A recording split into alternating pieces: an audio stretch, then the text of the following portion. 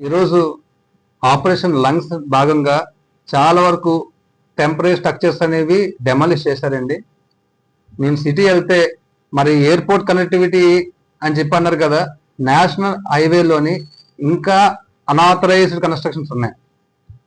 రీసెంట్గా మనం చూస్తాం ward number 9 already municipal commissioner గారు కూడా నేను ఒక రిప్రజెంటేషన్ ఇచ్చాను.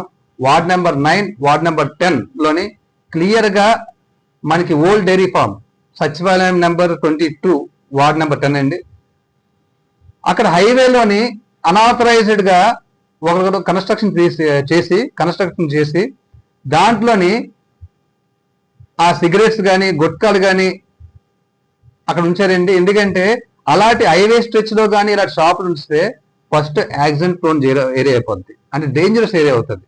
రెండోది, మనకి ఇంటర్నేషనల్ ఎయిర్పోర్ట్ వచ్చిన తర్వాత ఇప్పటికీ ఇక్కడ నుంచి వెళ్ళాలంటే గాజుకి వెళ్ళాలంటే 3 గంటలు టైం పడుతుంది. ఇలాంటి ఇల్లీగల్ కన్స్ట్రక్షన్స్ ఉంటే ఎంతవరకు మరి మనం చేయగలం?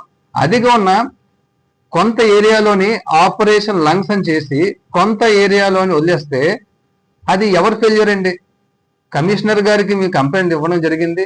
దాంతోపాటు కమిషనర్ గారి కంప్లైంట్ ఇవ్వకుండా అతను ఓన్ సర్వే తీసుకొని హైవేలో ఉన్న అనాథరైజ్డ్ బిల్డింగ్స్ కానీ తీయగలిగితే కొన్ని మందికి ప్రాణాలు కొంచెం కాపాడడం అవుతాయి. దాంతోపాటు మన ఎయిర్పోర్ట్ కనెక్టివిటీకి దగ్గరలో ఉంది కాబట్టి దాంట్లో దృష్టి పెట్టి సాధించి కొంచెం ముందుకెళ్తే మంచిది. లేదంటే రాజకీయ విపక్ష అంటారు, అంటే రాజకీయంగా ఎవరైతే ఉంటారో వాళ్ళకి మనం సపోర్ట్ ఇచ్చుకుంటూ వెళ్ళిపోతే రేపున్న రోజున ఖచ్చితంగా అధికారులు కూడా నమ్మని పరిస్థితి వస్తుంది.